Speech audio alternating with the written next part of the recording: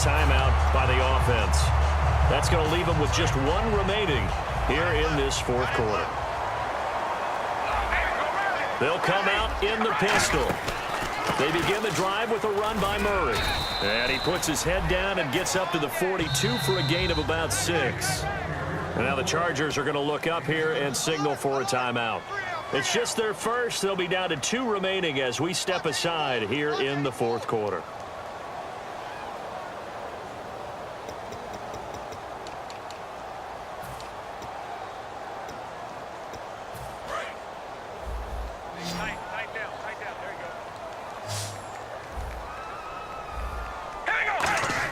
Carr to throw on second down. And he will find his man on the end route. Complete. They get 6 on the pickup there as the drive will continue. They're going to hurry back to the line now. An ex-teammate used to tell me all the time, I hate experienced quarterbacks because no matter what, you really can't hide what you're doing. And I think that right there, he knew right away where the blitz was coming from, where his primary guy was going to be, and he ended up going to a secondary target for a nice game. I was just going to ask you, that wasn't the primary target. And he's so good at that, isn't he? I think he knew right away that he wasn't going to get to his primary guy. I think he read that as soon as he got to the line of scrimmage, knew where the pressure was going to come from, and said, I know how to beat that, and that's what he did. Second down now after the incompletion.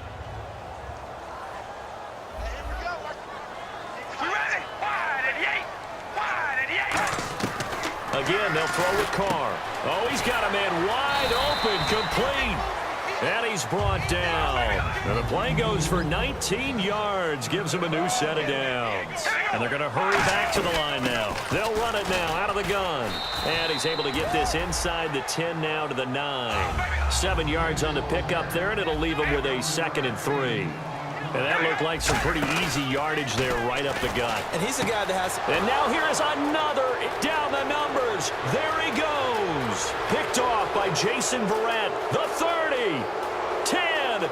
And he brings this one back. It's a pick 6 and a Charger TD. And on that one with 6 defensive backs, did he need to be more careful throwing the football? I mean, I guess obviously in hindsight he did, but... Yeah, hindsight, but even in foresight, when you got 6 defensive backs on the field, you just know you're going to get multiple coverages. You're never sure what you're going to see. But the biggest one is you don't have much reaction time for your receivers to go get the football because those guys, they're the best cover guys on the field. They go get it. And on that play, they took it the other way for 6 points. And the lead will grow by 1 more.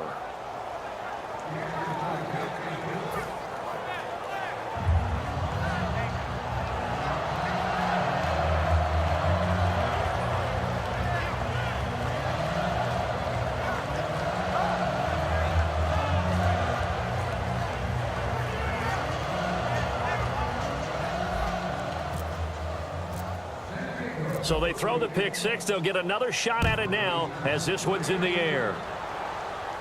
This one taken from the 7.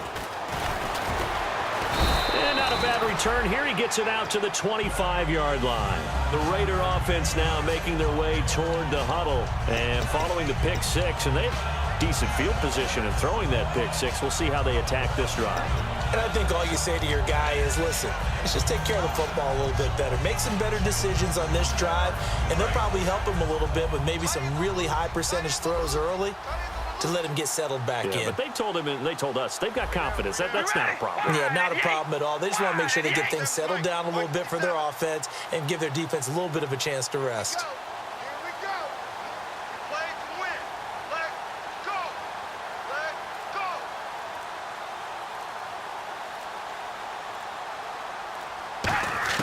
So after the fumble recovery, it's Carr. And he will not get away from the pressure here. Carr taken down.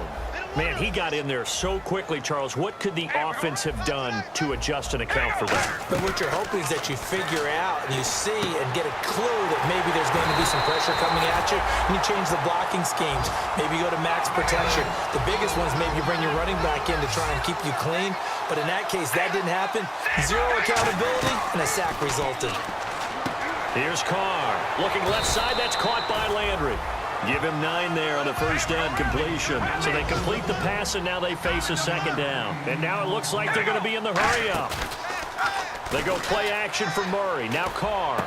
And my goodness, another interception. Picked off by Denzel Perryman. And he's able to get it back to the 41-yard line. Here comes the Chargers offense now back out onto the field. And last time, the fumble to turnover. Now they still have the lead, but I don't think coaches care. The turnovers will bother them no matter what the scoreboard says. That's the relief that you still have the lead.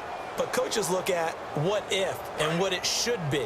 Turning the ball over when they've got a chance to score more points and increase the lead, that's what's going to affect them. And they're also thinking to future weeks, maybe when the game's closer, right? No doubt about it. You want to clean up everything. Let's just be honest about it. They want everything to be perfect at all times.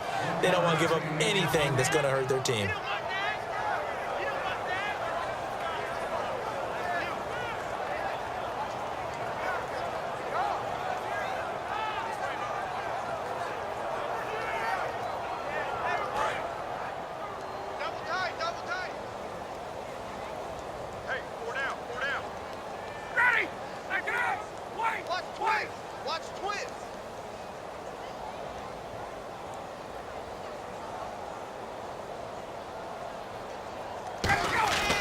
They'll keep it on the ground. This time it's Gordon.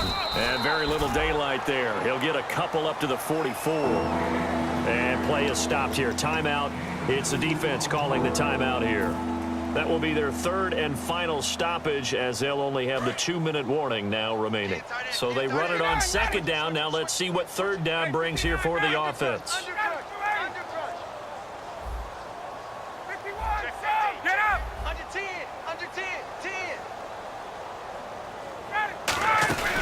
This is Gordon as they go to him again.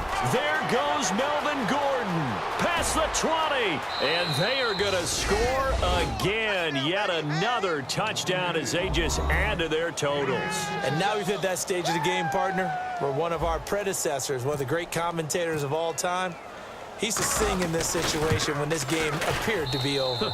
I know the fat lady's been singing for some time. No, not her at all. This is one of our guys. But she's singing too. Oh, she's on like the 5th tune. Yeah, she left Scales way behind, but he used to sing something about turning out the lights. The party was over.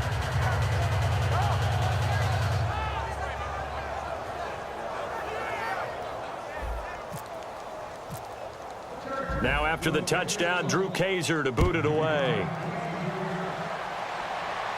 This will be fielded at the 6. And he'll take this one near the 25, call it the 26-yard line.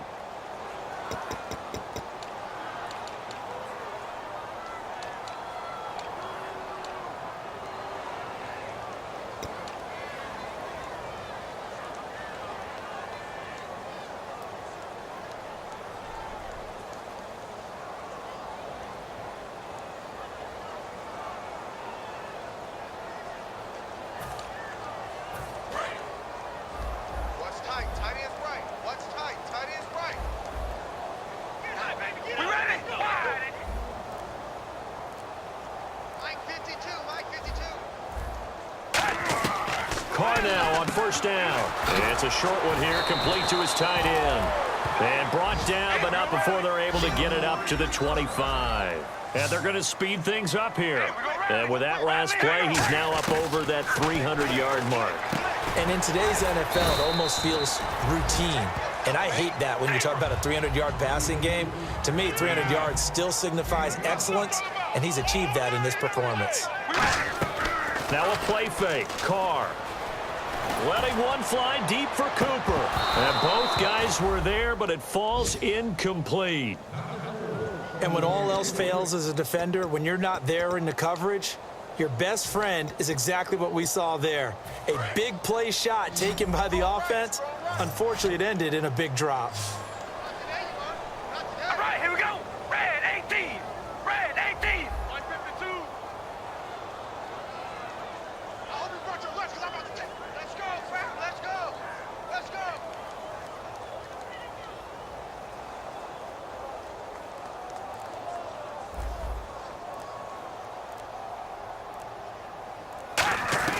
Carr to throw again. Flush to his right. And that one drops incomplete as he got popped as he was throwing it. Putting pressure on the guy throwing the football is always good, but when you can couple that with contact on him that leads to an incompletion, as we just saw there, that's winning football.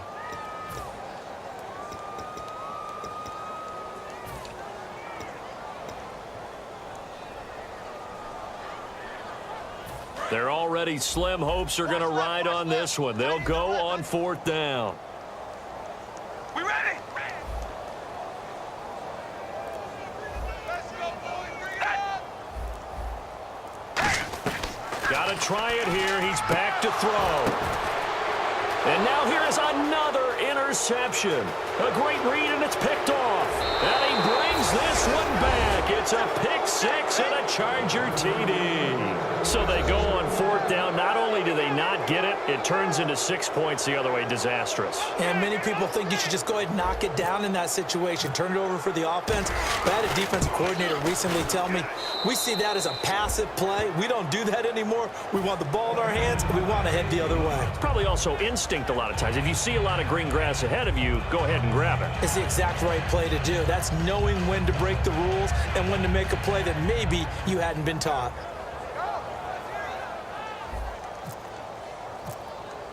So they'll get another shot on offense following that pick 6. And now the kick is away. This will be fielded at the 6. And now the rookie's free. And somewhat of a measure of revenge as he's in for the touchdown, but they still trail big time. He'll take it, but he won't be able to smile about it. It's been a back-and-forth game, a lot of points on the board, and that return right there kind of indicative of how this thing's gone. Yeah, you've seen both teams go at it, and as you just pointed out, both of them have found the end zone. But just like in boxing, you know the blow that hurts the most? The one you didn't see coming, and that often is the case when it comes in special teams. And it's up and good.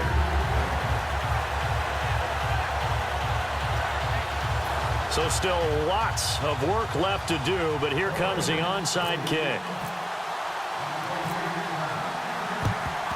And this will not work out. The Chargers able to recover. Now they're down big here in the 4th. They had to try the onside kick. Can't fault them for the effort at least. No, you can't at all. And if nothing else, now you've put something that you're trying to practice, right, that you've worked on into a game situation, and now you can go back and dissect it.